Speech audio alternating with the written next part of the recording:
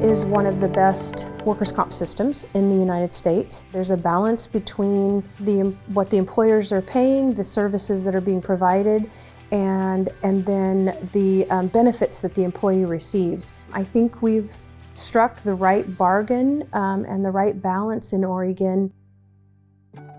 One of the most groundbreaking reforms was the creation of the Management Labor Advisory Committee, or MLAC. The governor and legislators looked to this committee for guidance on changes to Oregon's workers' compensation system. Continuing the legacy of the 1990 reforms, the committee is still made up of 5 members from both management and labor. Whenever a bill is introduced that has to do with the workers' comp system, it's normally referred to MLAC first to see if MLAC can take a position on it.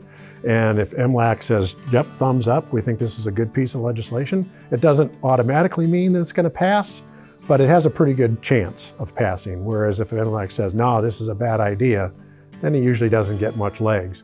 The benefit of being in the MLAC system is that management and labor have to come together to talk about something.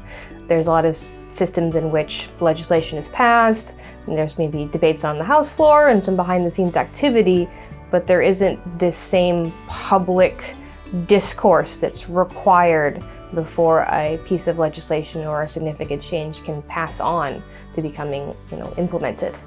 I believe through MLAC process versus without MLAC, then I don't believe that there would be as many voices heard and as many perspectives heard through that process. MLAC provides that opportunity and then can provide information to our legislators to make the policy decisions.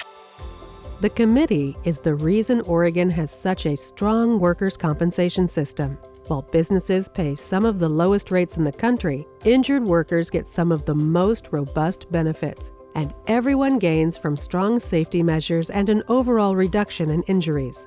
The Management Labor Advisory Committee ensures balance, so no single narrow agenda can drive changes to workers' compensation.